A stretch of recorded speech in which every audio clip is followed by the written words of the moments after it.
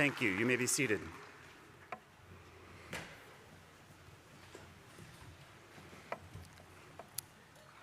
I am Greg Garrett, a proud alum, a Bates parent, and chair of the Board of Trustees at Bates College. And I have a distinct pleasure of serving as your host for this morning's proceedings. On behalf of the Board of Trustees, I welcome you all to the long-delayed, much-anticipated inauguration of Garry W. Jenkins.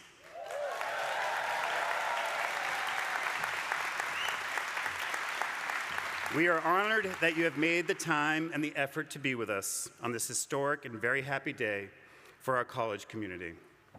Whether you've journeyed to this place from near or far, or are watching on a screen tiny or large, whether your connections to Bates are new or deeply rooted, your presence is among our many causes for celebration today. I want to give a special welcome to the members of Garry's family who are with us today. Welcome to the Bates family.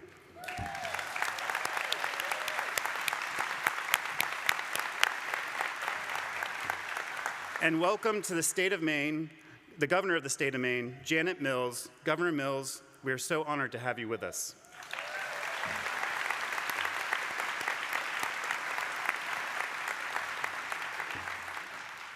I also offer a welcome to the delegates from the colleges and universities across the country, and thank you for showing your support to our college in this way. Your presence symbolizes a collective demonstration of unity and support to higher education. Welcome to my colleagues of the Bates Board of Trustees, and to the former trustees who are here today, as well as members of all the other Bates volunteer groups. Welcome to the two presidents who most recently preceded Garry in this role, Elaine Tuttle-Hansen and Clayton Spencer. It is wonderful to have you with us.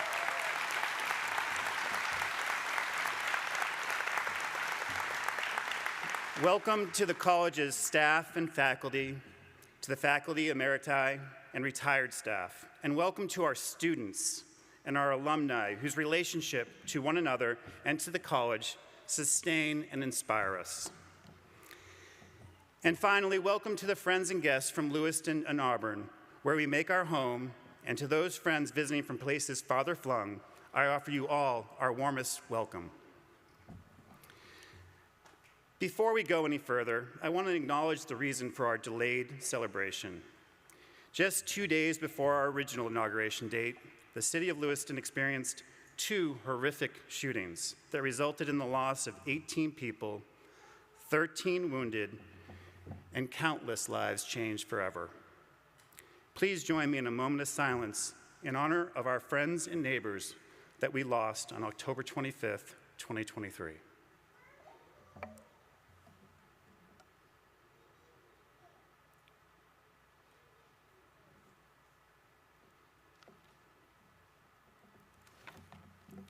Thank you. It matters that we give time and attention to celebration like today's, that we gather, put on our academic finery, and engage in this ritual with all the pomp and circumstance, to acknowledge our shared history and set our combined sights on the path ahead. Like the road that brought us here, like the next steps we will take, all that we do it in the spirit of collectivity and community. And it is in this spirit that I now invite representatives from many communities that are part of Bates and of which Bates is part of to bring their greetings to our president. I am pleased to introduce those who will offer greetings to President Jenkins. From the students, Dhruv Chandra, a junior from Calcutta, India, and Rebecca Anderson, a senior from Boone, North Carolina, the co-presidents of the Bates College Student Government. From the faculty, Mary T. Rice DeFoss, Professor of French and Francophone Studies. From the staff, James L. Reese, Associate Dean for International Student Programs. From the alumni, Kevin Moore, Class of 1993 and President of the Alumni Association. From the community, Carr Shalene, Mayor of the City of Lewiston, and Jeff Harmon, Mayor of the City of Auburn. And from the Academy, Wendy Raymond, President and Professor of Biology, Haverford College.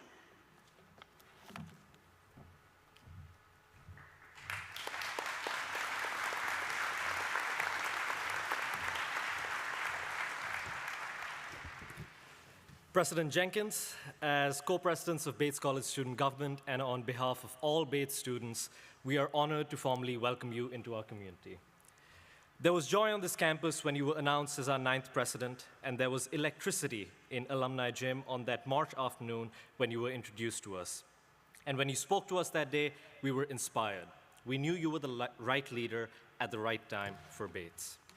Now that we are getting to know you, we are even more certain of that. You have signaled repeatedly that we all belong here, all have a place here, all have a contribution to make and a mark to leave on this college that we all care for so deeply. You have encouraged us all to be leaders, to be part of the solution, and your warmth and dedication inspire us to do just that. We are profoundly grateful to you for choosing Bates. Just as you have told us that we belong here, we, the students of Bates, believe that you belong here as our new president. President Jenkins, welcome to Bates.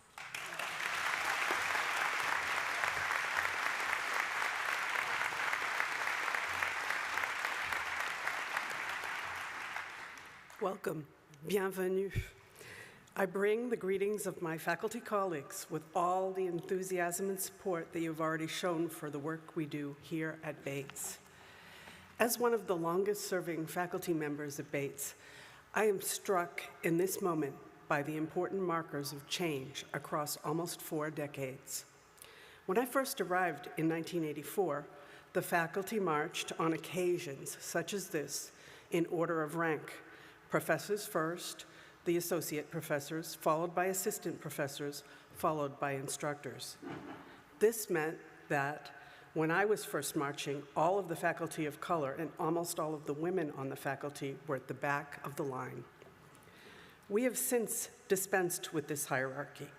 We have moved forward in so many ways, and we are so pleased that you are here to lead us forward. We recognize you as a fellow teacher-scholar dedicated to offering a world-class education and preparing students to engage meaningfully with the world around them. We see in you the curiosity and thoughtfulness and openness to the ideas of others that we center in our teaching inside and outside the classroom. And we appreciate the directness with which you address the complexities and injustices of the current moment. We, your colleagues, welcome you.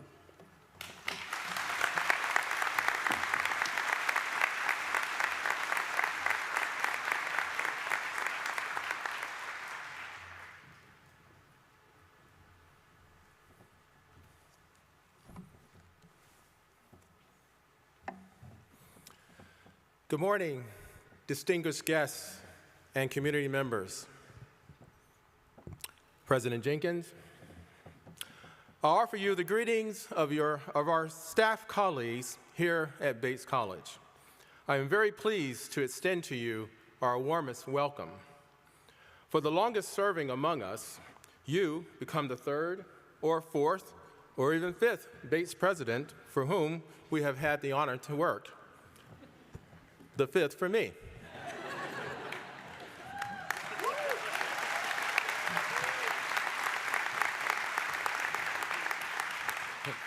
Thank you. It's been an honor and a privilege. But even for the newest among us, you represent the promise of an invigorating new chapter at Bates. Over the years here, this talented staff has incorporated and presented a high, if not astounding, variety of abilities to the college. Their capabilities added to their sincere dedication and duty to the campus. We are honored to support your vision through our collective devotion to excellence and service to our students, who are truly magnificent. The personnel here have provided truly magnificent.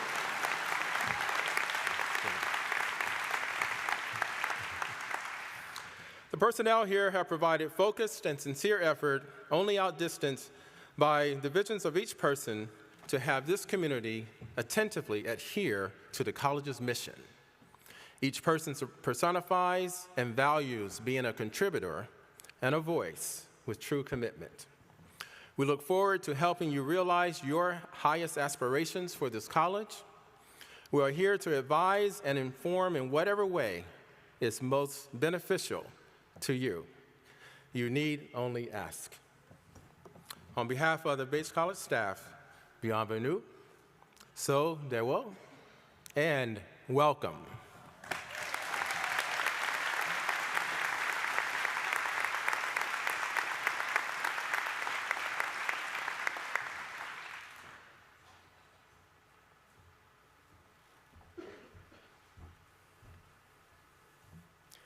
President Jenkins, there is a community of 27,000 engaged, dynamic, and accomplished alumni of Bates College who embody our motto, ardor and devotion.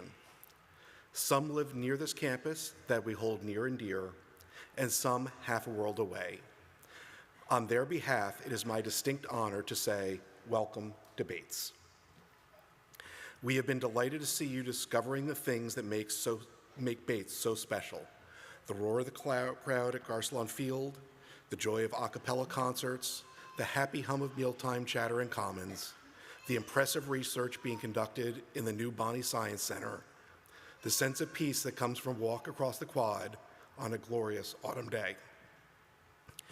At the time of your appointment, you said, "Everything about Bates resonates with me." We take great pride in what makes Bates such a special place. We love our alma mater.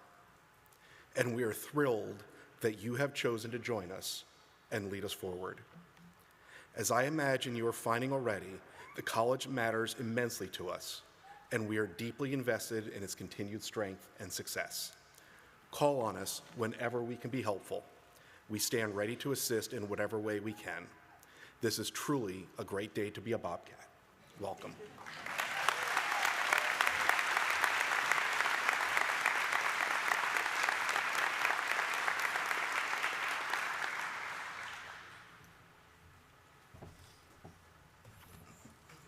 President Jenkins, as the mayor of Lewiston, I am proud to welcome you and John to your new home.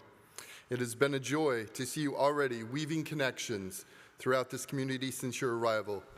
From walks around the neighborhood to attending community events to enjoying dinners at our downtown restaurants, we have been delighted to watch you discover what we all know, that Lewiston is an amazing city.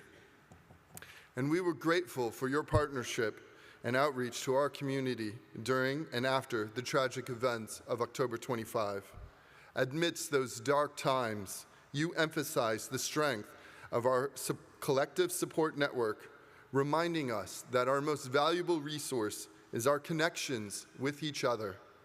I couldn't agree more, and the close ties and mutual support between Lewiston and Bates is forever strong and unwavering. The stories of this city and this college have been intertwined for over a century and a half. Our strong futures will continue to depend on that close relationship. We're excited for you to keep exploring our wonderful city as you continue supporting your students, faculty, and staff in their community engagement and citizenship. Together, we will further our shared commitment to each other and progress shoulder to shoulder towards a sustainable, inclusive, and vibrant community. Welcome, President Jenkins.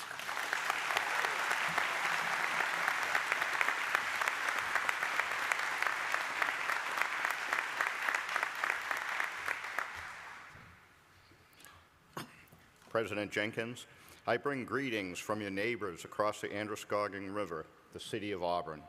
Welcome to our community. As I am certain you have found already, people in Maine say Lewiston, Auburn, in one breath. And while we are two uniquely different cities, we are proud of our shared history and the strong relationship we've built with Bates, its faculty and staff, and its students. These relationships are embodied in the spirit of the late graduate John Jenkins, class of 1974, mayor of both Auburn and Lewiston,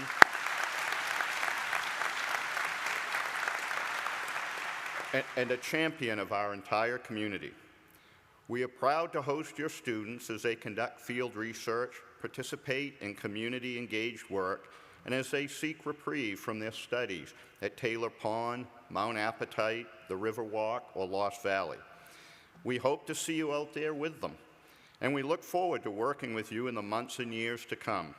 Welcome to Maine, welcome to Auburn, welcome to Bates.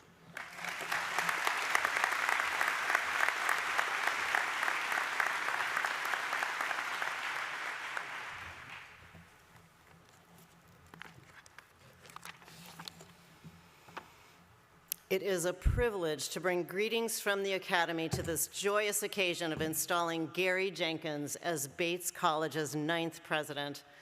As Garry's friend and colleague and president of Haverford College, I also bring greetings from Haverford, Garry's beloved alma mater.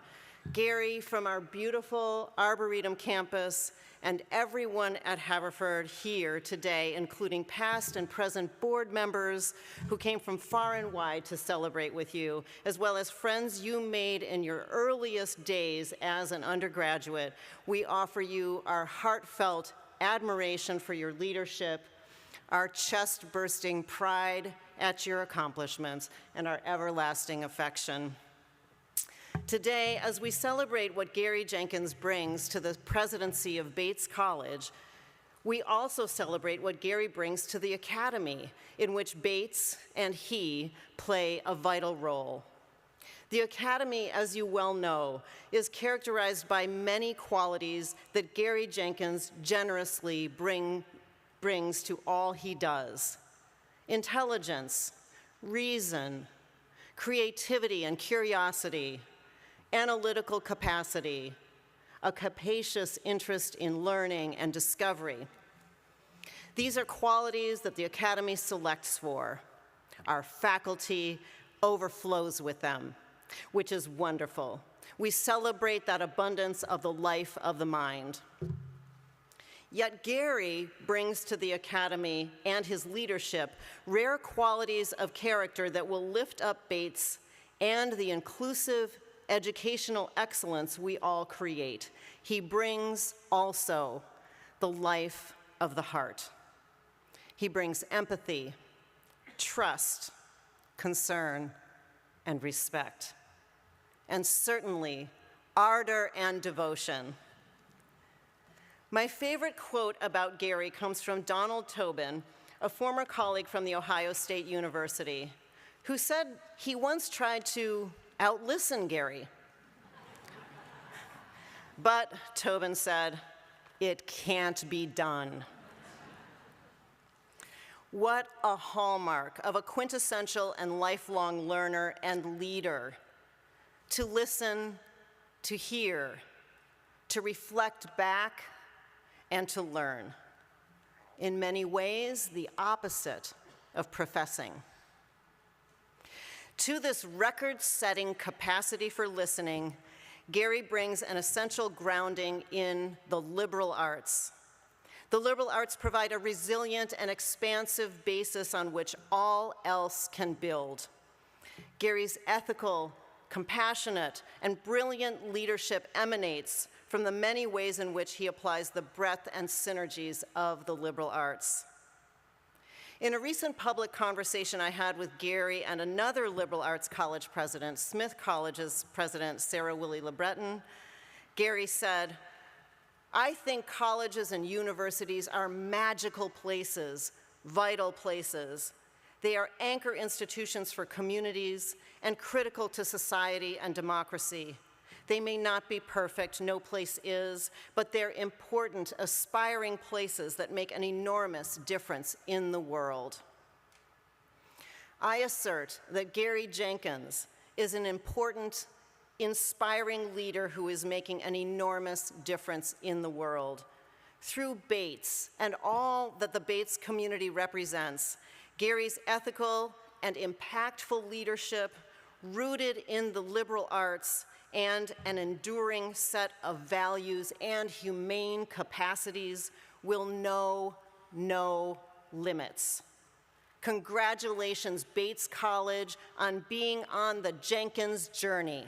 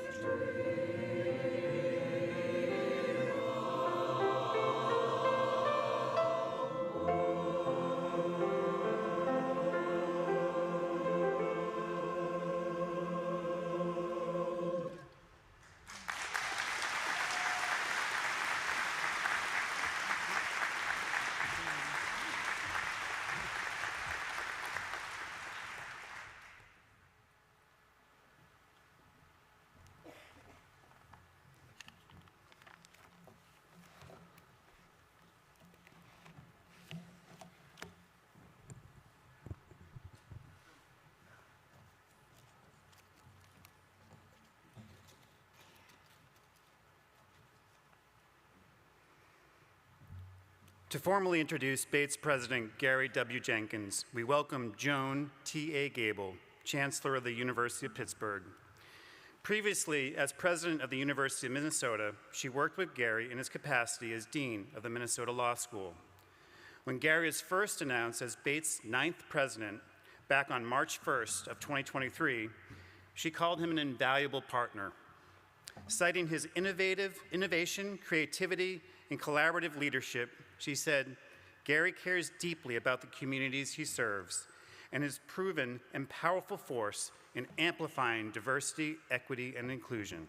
High praise indeed, and well-deserved. Please welcome Chancellor Joan Gable.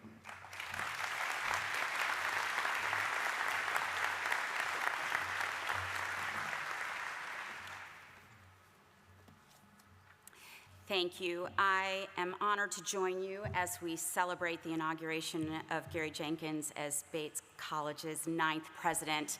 Please let me commend the search committee and the trustees for their excellent and discerning judgment. You could not have made a better choice for an institution so steeped in history, so deep in reputation, and so vibrant in its momentum. So while Garry Jenkins' scholarly and professional accomplishments are extensive and very well described in your program, I have the honor of introducing him as a colleague and as a friend. Garry Jenkins and I have similar roots. Both of us attended Haverford College, where we experienced firsthand the transformational impact of a student-centered liberal arts education and the way in which community nurtures excellence. But Garry is just a smidge younger than me, so we did not meet until I became president of the University of Minnesota.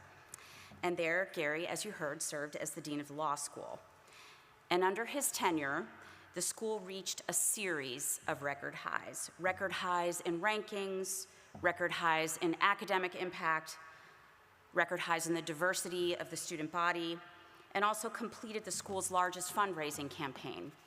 And it's important to note that he achieved all of this despite the most intense national headwinds in legal education that have ever been experienced.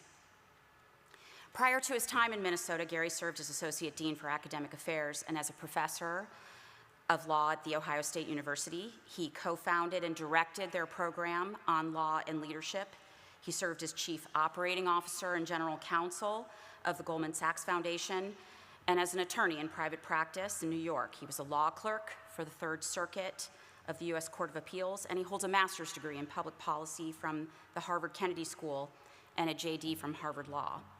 And across this journey, it's a theme that he has demonstrated a world-class mind and a consultative nature that has elevated discourse.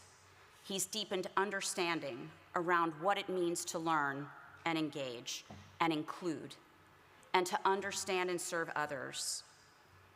He's elevated fresh and thoughtful approaches. He has a unique ability to lead while creating spaces for others to find their best self, to be innovative while appreciating. And I can't imagine a better president for an institution whose motto translates to "with ardor and devotion." He's been a trusted and invaluable colleague to countless so many people in this room today, and I'll claim some privilege by saying especially to me. And there are many examples to choose from, but I will always think with appreciation of his strong leadership and steady hand while we were navigating the global pandemic at Minnesota. And during that time, he was the head of our Dean's Council. He was our partner in making many difficult decisions, and he did something that I will call mentoring up. I would do finger quotes if it didn't mean that my speech would slide to the floor.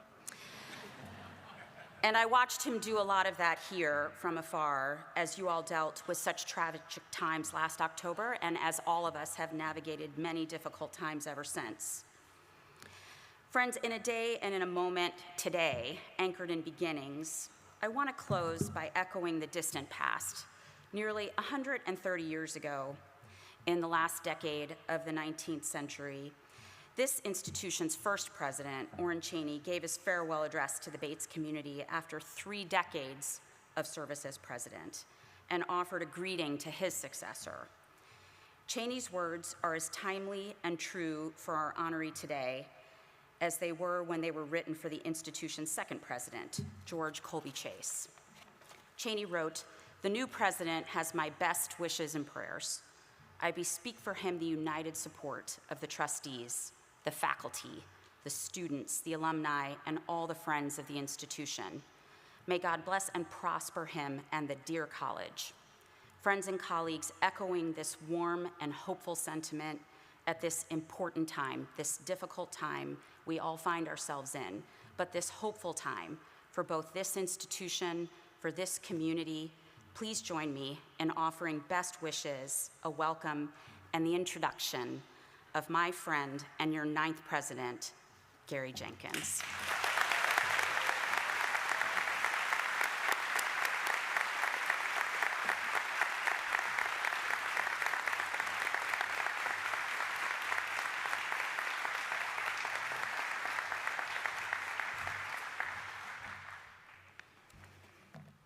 Thank you, Chancellor Gable. 169 years ago, in the late winter of 1855, the Maine legislature was nearing the end of its session. Orrin Cheney's hope to secure a charter for a new institution for those who long for an education but are without the means of obtaining it seemed doomed.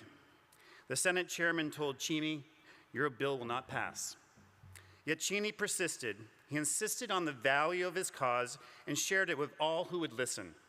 And finally, on that last day of that session, the legislature approved the charter. Cheney personally walked the bill to the governor's office. As the story goes, the governor looked up from his work and said, "Well, Mr. Cheney, have you a bill there you want me to veto?" Cheney, unflappable, replied, "Yes, Governor, if you want to." We now know how the rest unfolds. The bill was signed, a college was soon born, and Orrin Cheney became its first president. In later years, Cheney would be praised as a poet in imagination, a prophet in his outlook for the future, and a builder of great things on broad foundations.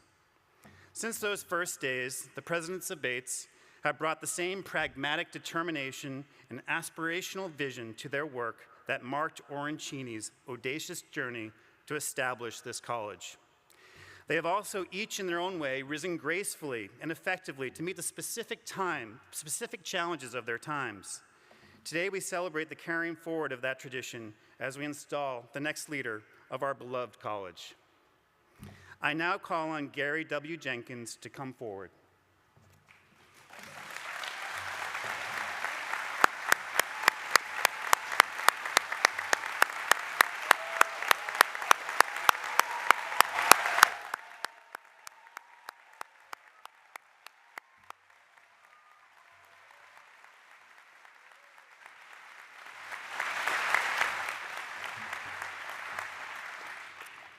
Garry W. Jenkins, on February 27th, 2023, the Bates Board of Trustees voted unanimously to elect you as our 9th president of Bates College.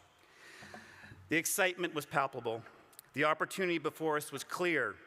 With profound respect for your experience as a leader and an innovator in higher education, admiration for your deep understanding of and love for the liberal arts, and faith in your vision for Bates, we were proud and humbled to invite you to lead our college. To extend, affirm, and formalize the powerful sentiments of that day, we now bring forth 3 tangible symbols of the Bates College presidency. We begin, it just so happens, with a tradition that we are starting on this very day. Where the Bates president once wore an ornate collar on ceremonial occasions, your installation introduces a simple presidential medallion to symbolize the authority vested in the president by the Bates College Board of Trustees. The medallion features the college's seal, which tells the college's story, including the importance of our place in Maine and our academic mission, through symbolic elements that include a pine tree with a stag resting at its base, a sheaf of grain, an open book, a lighted lamp, and the college's motto, Amore ac Studio, with ardor and devotion. The medallion is presented today by Katie Ott, Associate Professor of Mathematics and a member of the Presidential Search Committee, and Sabi Khan, member of the class of 2024.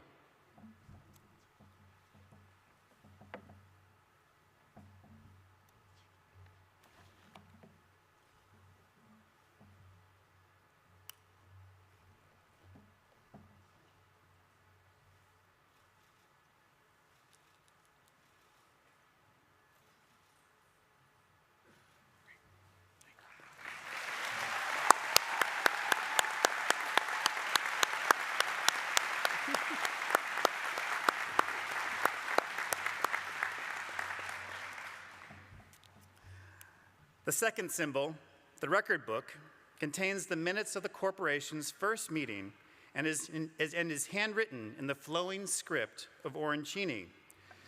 The record book represents the longevity, high aspirations, and historical legacy of Bates College. The first meeting took place on April 5, 1855, in a Free Will Baptist meeting house in Augusta, built through the efforts of Orancini himself just 2 years earlier.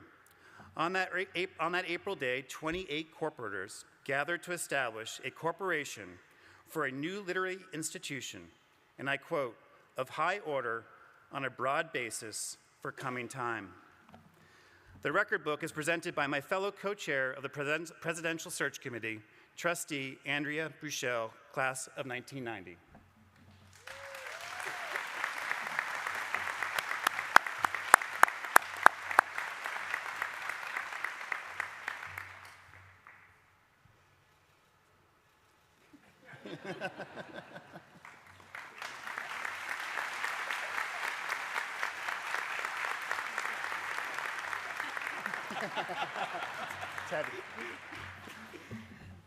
The third symbol, the keys, represent the authority of the president. When Orancini stepped down as president of Bates in 1894, he handed the keys to the Maine governor, who then passed them to Cheney's successor, George Colby Chase. The keys are presented by Susie Natras, Electronic Access System Manager.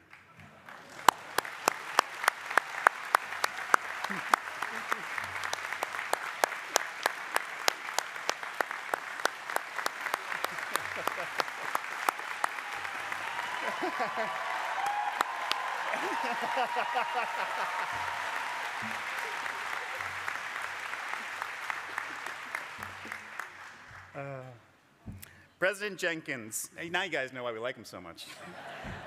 President Jenkins, as you accept the symbols of the Bates College presidency, and as you formally assume this office of the great importance and responsibility, please also accept an offering from your community.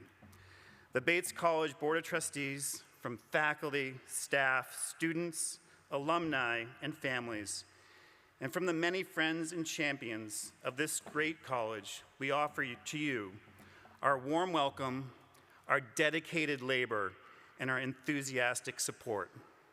It is now my great honor to present to you the 9th president of Bates College, Garry W. Jenkins.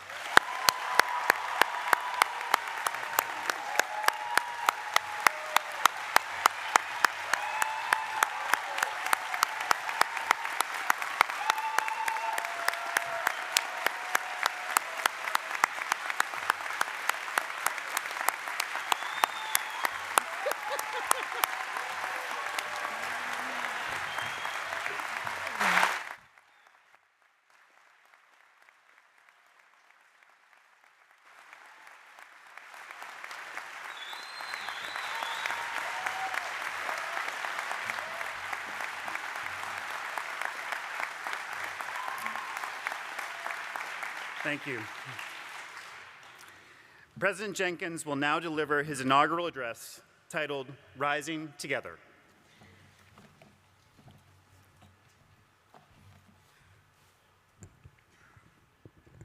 I'm a little shorter here.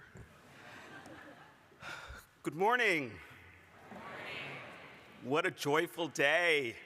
It's an absolute delight to be here, to gather with all of you at last.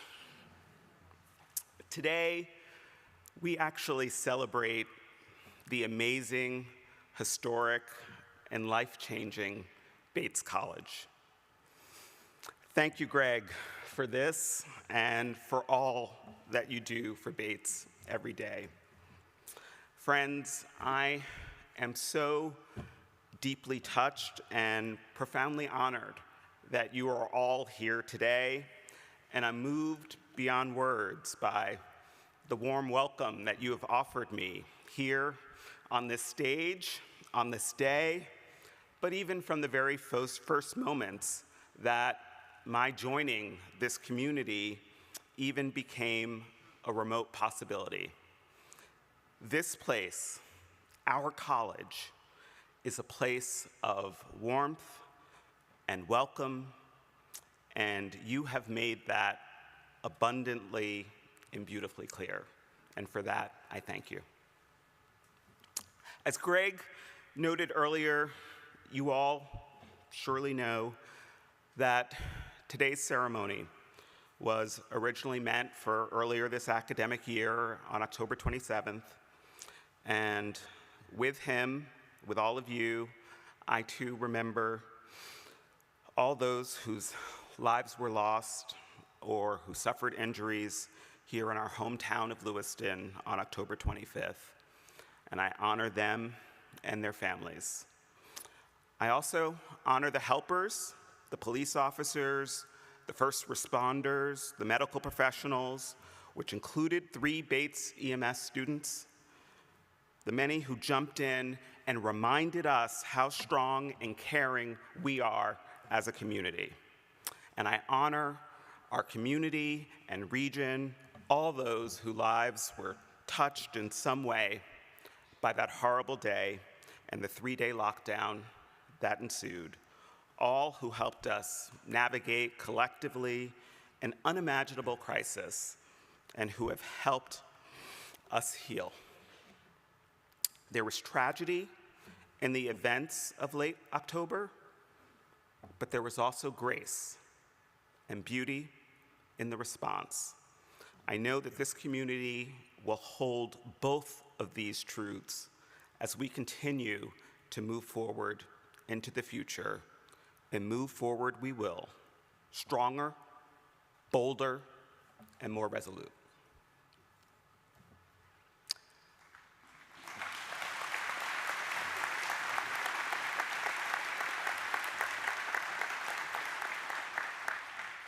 Now, I must begin my remarks with some words of thanks.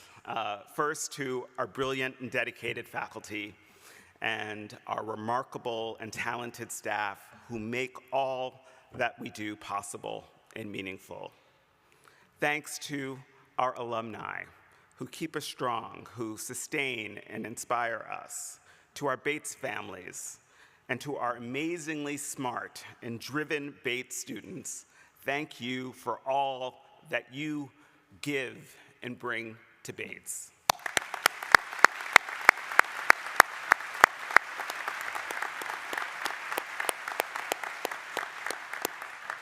To Governor Mills, who's here, it means so much that you're here with us in Lewiston today, and I'm honored and excited to work with you in the future to advance the great state of Maine. To the delegates and representatives from near and far, thank you for being here. Our institutions of higher education are today more important than ever. Now, a celebration like today's doesn't just come together on its own. And in this case, people moved mountains to make it happen in October and had to move them yet again to make them happen in May. So I offer an enormous thanks to our inauguration planning committees for their vision, for their execution, for their fortitude, and to our many staff and volunteers whose Herculean efforts have made an occasion like this not just functional, which is important, but also wonderful. Sincere thanks. Please join me in giving them all a round of applause.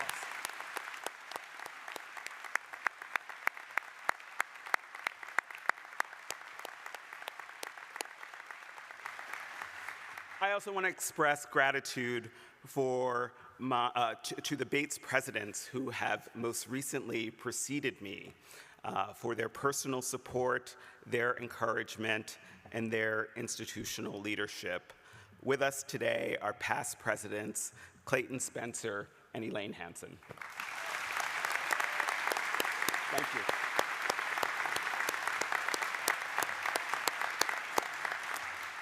And thanks to Don Harwood, who was unable to travel to Maine, but I know he's watching on the live stream. So we welcome you and thank you and acknowledge you too, Don. To all of the performers, the speakers, anyone participating in the ceremonies, thank you. Thank you so much. So wonderful. This is really going to be one of the most memorable days of my lifetime. So thank you.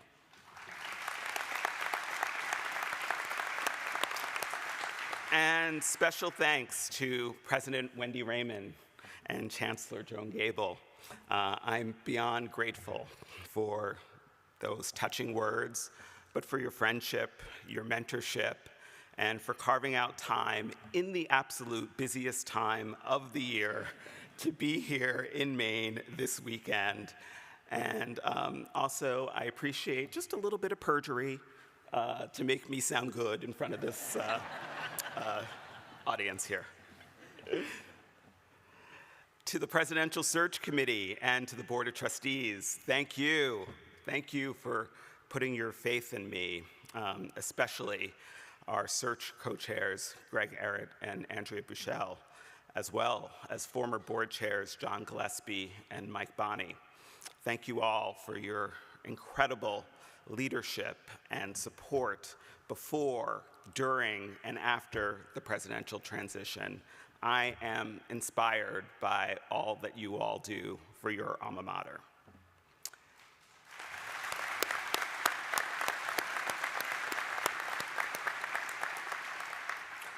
And to my many dear, dear friends and mentors and beloved former colleagues, your presence here is heartwarming.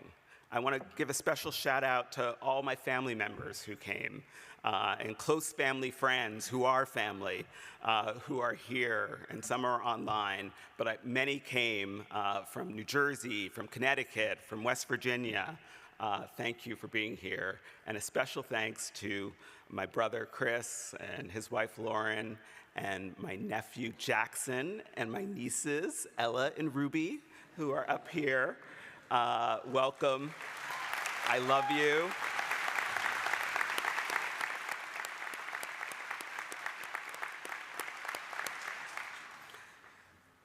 But words could barely capture how extraordinarily grateful I am to my husband, John, for his encouragement, his brilliance, his support, his willingness to embark on this new adventure with me. John is a wonderful teacher scholar in his own right, and he has slipped into the role of Bates's first friend extraordinarily well and easily.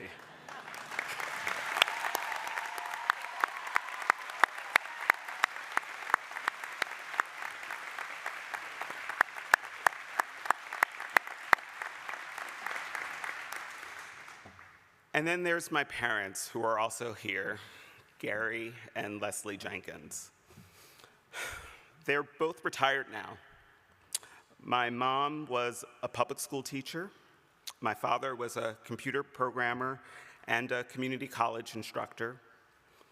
My parents instilled in Chris and me a belief in the power of education, the importance of thinking for yourself, and the value of building and supporting community and community around you. They worked long hours, and they sacrificed to provide the two of us with every opportunity, especially when it came to education. Second jobs. This wouldn't be possible without them.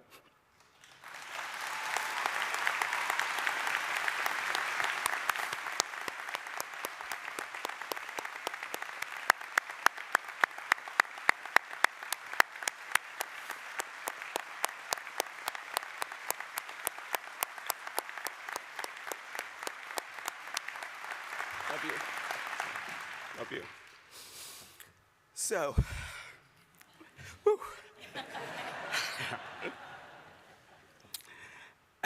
So the end of the academic year is nearing. But in the broader context, this day actually represents an exciting beginning. and it celebrates also some historic firsts. And I feel intensely the weight and the honor of standing before you today embodying many of those firsts. In many ways, a rarity in higher education, particularly higher education leadership. I remember a time not too long ago asking, would our nation's most selective colleges ever be open to a black president, to an openly gay president? Would that be possible? Was that a dream too big? And I'm glad that today, with places like Bates in the world, and with people like those who make up this community, no dream is too big.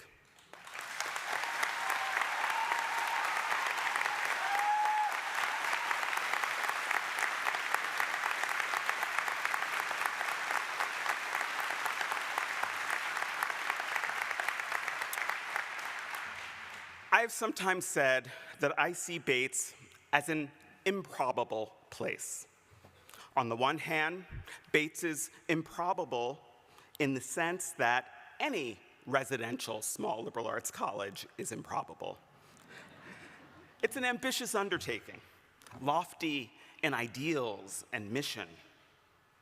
It's independent, it's focused, it's personal in scale.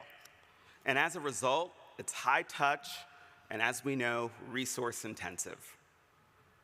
Also, improbable in that we are just a small piece of higher education, the vast higher education landscape, and somewhat counter to the prevailing currents of higher education, and our emphasis on broad and deep traditional liberal arts education that affords students the opportunity to freely explore their interests rather than more technical preparation and specialization. For us, education is not a transaction or a ticket to be punched. Instead, it's an experience to be had, a developmental and reflective process to undergo, a strengthening of knowledge and attributes and skills that lead to a deeper understanding of the world, of others, and ultimately of ourselves.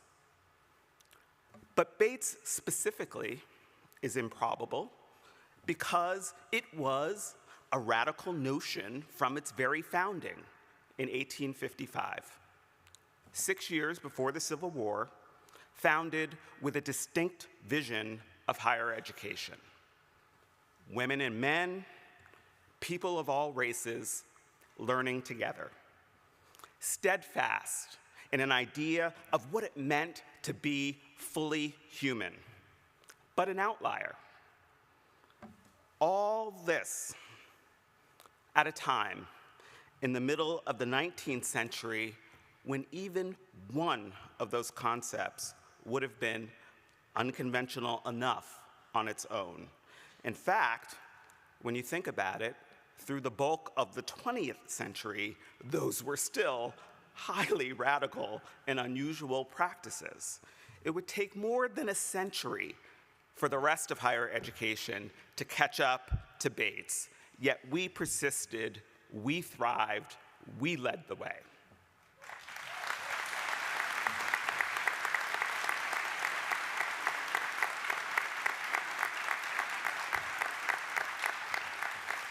So yes, improbable, and yet in improbability, there is great potential.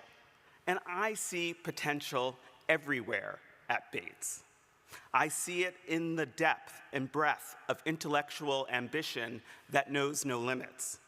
Our faculty are working at the forefront of their fields, breaking new ground and creating new knowledge that expands and improves understanding and the human experience. They are able to draw upon their training and talent and expertise because Bates is a place where both research and teaching are valued. These things rise together. they are mutually reinforcing. In Bates, I see an education that aims to treat the entirety of each student with care and attention. One that combines the academic rigor, whether it's in the classrooms, in the labs, on the stage, in the studio, with a deep investment in every aspect of success, well-being, and engagement. A place where our students, supported in all that they do by our faculty and staff, have the opportunity to explore a dynamic, surprising curriculum and test academic interests where they grow and develop across a number of dimensions. Taken all together, I see a Bates education that lays a foundation for a rich and satisfying life, allowing our students to discover their interests, to hone their talents and skills, and grow as leaders and contributors across all walks of endeavor. In Bates, I see the lived commitment to equity, to access, to belonging. Our founding story and history shouldn't and doesn't leave us complacent or self-satisfied. It should inspire us to continue to pursue and advance those ideals so that everyone feels supported, feels included, feels empowered. At Bates, these are values. They're not something to be threatened by or swear words as they're treated in some parts, maybe even too many parts of the country these days. Here, diversity and differences are embraced, even as we acknowledge that we are not yet as equitable or inclusive as we need to be, as we want to be, even as we acknowledge a college may not always get it right. But we have the commitment to try, to learn, to improve, and we know that this commitment requires constant attention and effort. Yet, the essential truth remains that at Bates, there is room for everyone, regardless of race, ethnicity, religion, sexual orientation, gender identity, political or ideological viewpoint or background. As long as you respect what others bring to the table, it's all of us at that table. We thrive, we rise together. In Bates, I see a porous campus, a college that's unbounded by literal or figurative walls, fully part of the heart and soul of the community that surrounds us, of Lewiston, of Auburn, of Maine, of the world.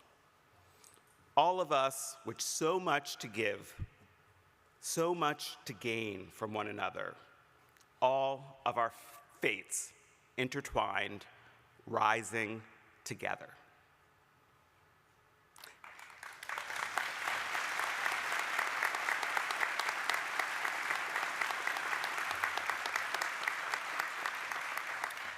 In Bates, I see leadership at work, leadership in action, leadership modeled and taught and cultivated so that it could be taken out in the world and deployed for the greater good, lifting us all. I see it in our inclusive pedagogy work, designed to identify and remove barriers so that we support all students for success. As a result, today, STEM-interested students from underrepresented backgrounds at Bates are on average 38% more likely to graduate with a math or science major than those enrolled at similarly selective peer institutions. That's something to be proud of.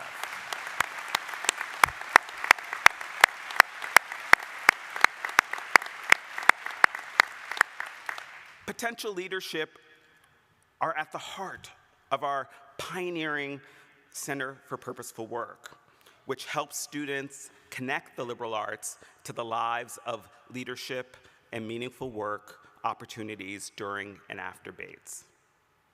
And it's on display practically every day of the academic year as students lead in clubs and organizations, in community-engaged learning, in residence life roles.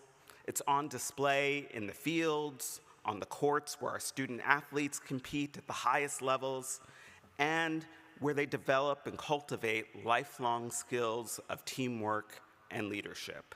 Indeed, I see in Bates bountiful markers of ambition and achievement. Bates has an outstanding record of placing students in top graduate programs, sending alumni to leading medical schools, law schools, business schools, to PhD programs across a variety of fields, as well as noted graduate programs in social work, journalism, and public policy, in engineering, education, and divinity, in public health, dental, and veterinary medicine, in architecture, design, and creative writing, and so many more disciplines. In recent years, we produced Truman, Watson, Goldwater Fellowship winners, and Bates has been recognized as a top producer of Fulbright Awards for more than a dozen consecutive years.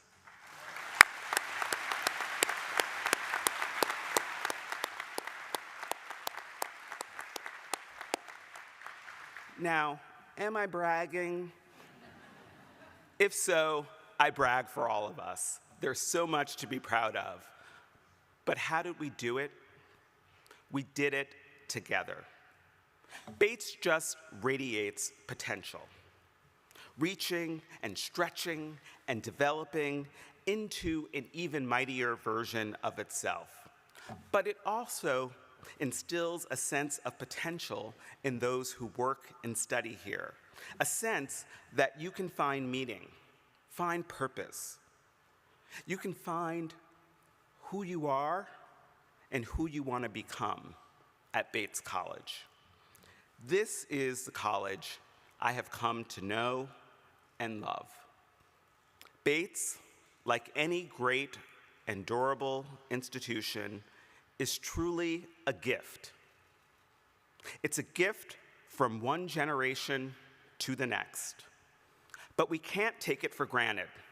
It's incumbent on each generation to contribute further, not just take from the gift, but renew it and even strengthen the resource. If it has value and makes a difference, and I believe most emphatically that it does, it's the duty of each generation to leave it stronger, richer, better positioned. We are all its temporary stewards and guardians. We nurture and support this place and the education that occurs here because ultimately it advances a greater good for all. As I've settled in at Bates, I found myself thinking, as I so often have throughout my career, about those core lessons learned so early from my parents.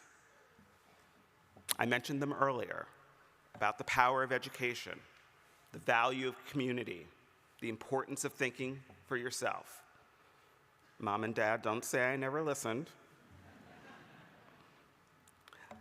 But you see, an education is not a private good to be consumed for selfish ends.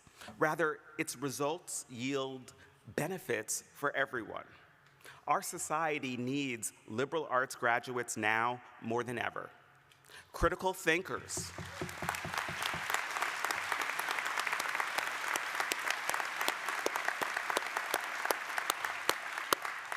Critical thinkers who listen, question, and connect. Lifelong learners who think freely and across boundaries. Artistic visionaries who create and preserve beauty in the world. Curious minds who investigate and experiment to discover truths. Consensus builders who engage across difference to find common ground so that we rise together.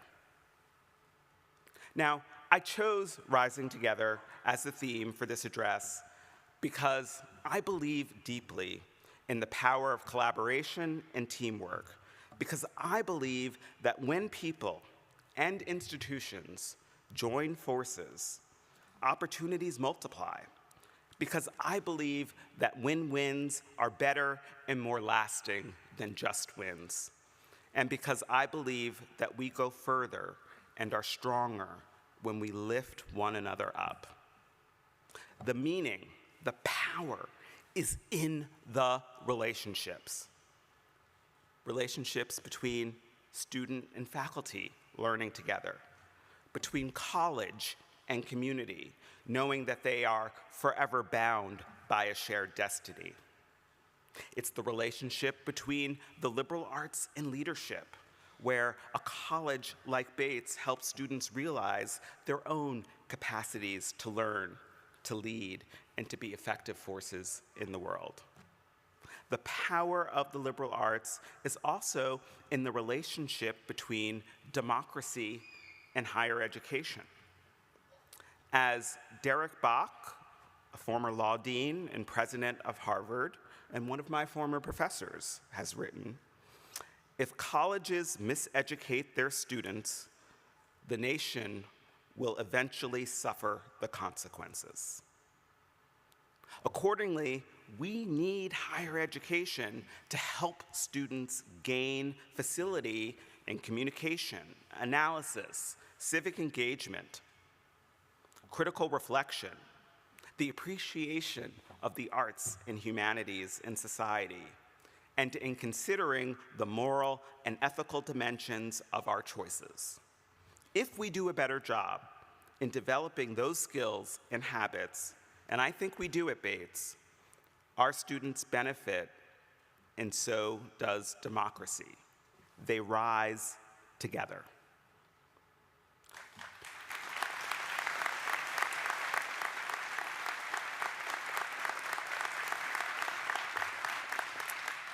This is what we do at Bates, and we do it exceptionally well.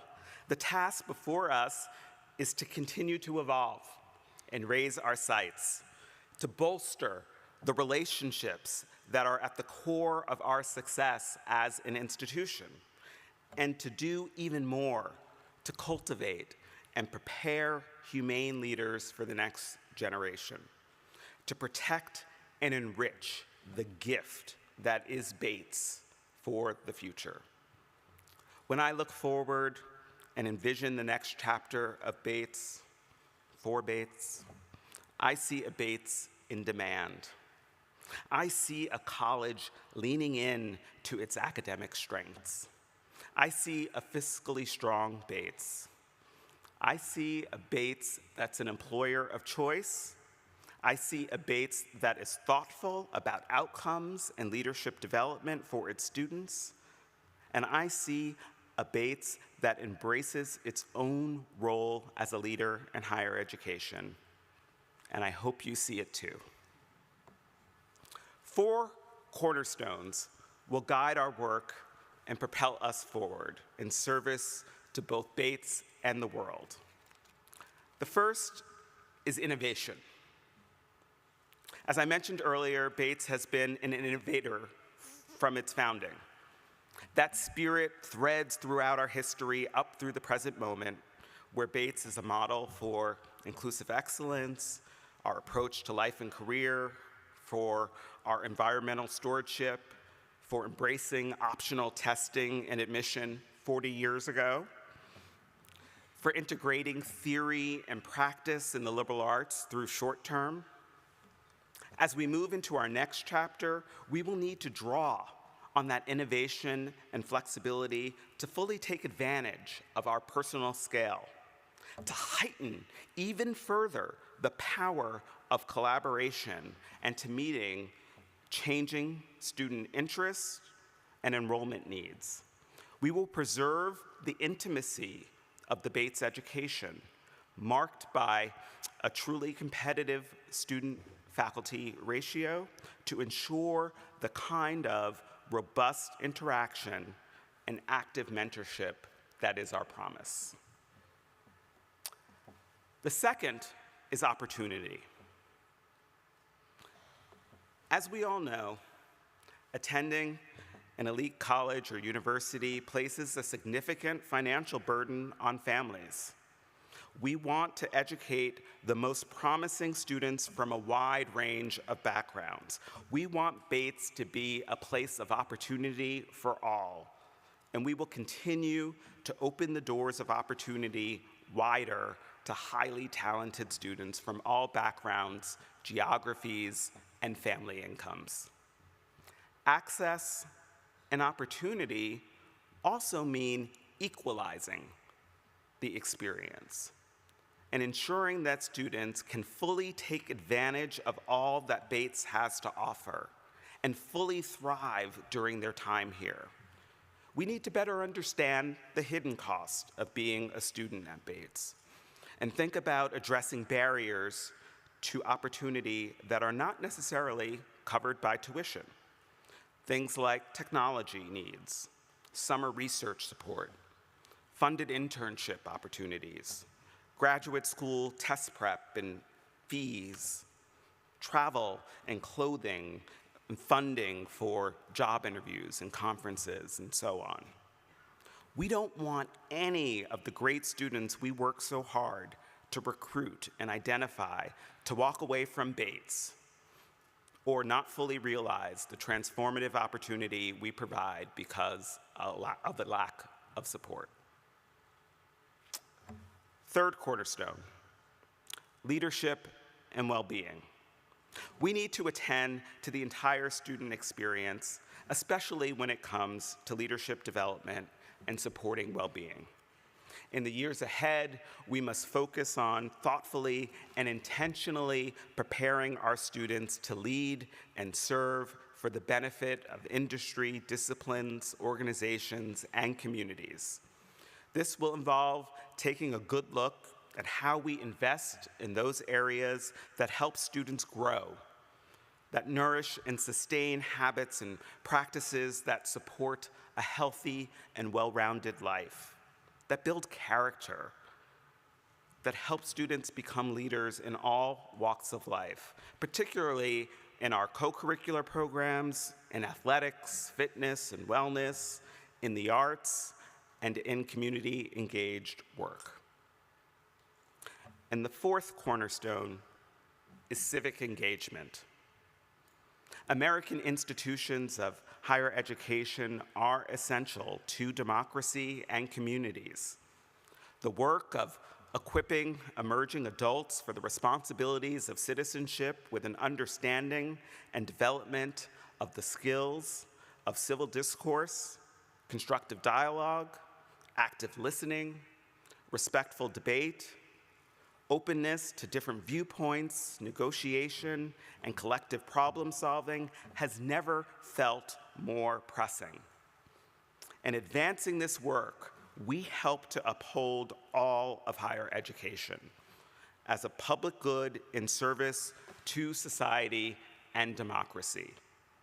And no college or university is an island unto itself. We are anchors of our communities, and we must therefore model civic engagement.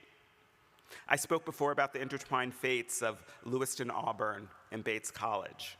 We will strive to deepen those connections in even more substantive and rewarding ways for the benefit of all the people who live and work and study on the shores of the Androscoggin.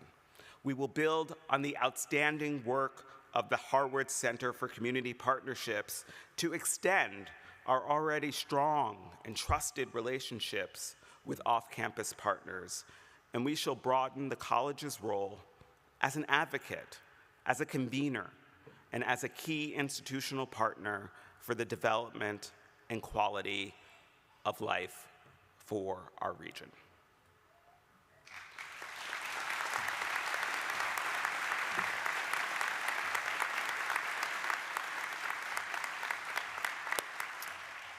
I believe we can do all of these things and more. We will need to recommit our energies and resources, our generosity and patience, our creativity and courage. It will also require further growth of our endowment and striving for financial standing and security that allows us to fulfill our highest aspirations. But whatever we do, we will do it together, through joint vision, through joint imagination, through joint labor.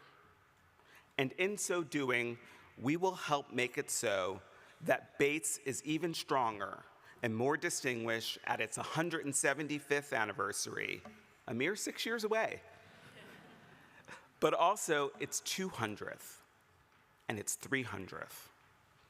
As we sustain Bates's momentum, enrich the Bates experience, and capitalize on Bates's special history and culture, we will write the next chapter of our improbable story together.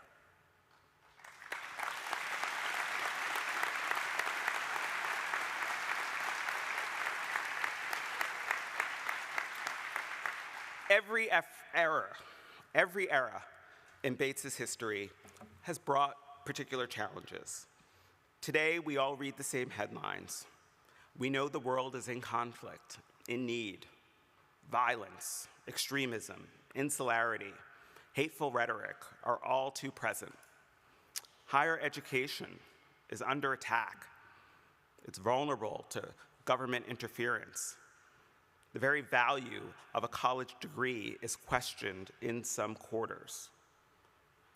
The challenges won't stop coming. History teaches us that. But it also teaches us that Bates is capable of addressing the challenges of the moment, able to anticipate the demands of the future, and poised to be a leading voice in higher education.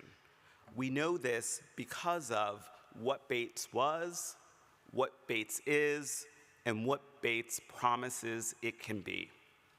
We step forward with confidence, grounded in and buoyed by our commitments to innovation, to opportunity, to leadership and well-being, and civic engagement. Our predecessors, whether they be the presidents, the trustees, the faculty and staff, the students and alumni, the parents and friends, whoever came before us, they have carried us far. But they did not complete the journey. In any perpetual institution, like a great college or university, you never do. But what we can do is accept or grab the baton that is passed to us and embrace the work, the challenges that await us, run as fast and as hard as we can during our leg of the race. We can renew the resource, strengthen it, present it in the strongest possible position to those who will follow us, ensuring that future generations and our society will benefit even more from a Bates that has served so well for so long. That is our task.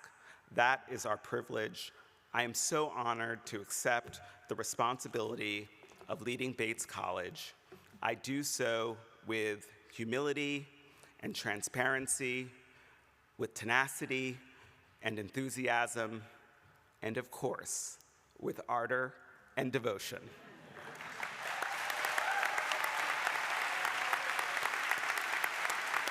Thank you. Thank you.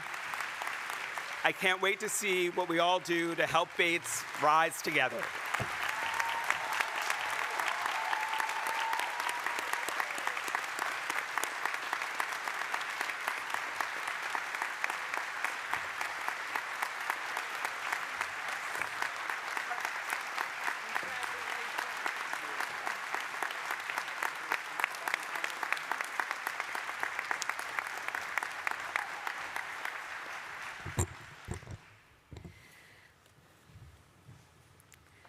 Please join me in a final word of joyful blessing in whatever posture is most sacred to you. Holy One, Sacred Many, Though this is a closing benediction, we are truly here to bless this final moment of beginning for President Jenkins and for all of us. This inaugural time is full of promise and thoughtful flourishes. It stirs in us a wondrous imagination of what is yet to come. As the campus begins to come into full bloom, we can sense how in the seasons of Bates history, today's inauguration is truly a springtime moment. We sense the growth that longs to sprout up from the soil and embrace the blossom of renewal as we continue to embrace our new president. May we tend to each other's gardens with each season that comes next, rooting closer to our own values and to one another.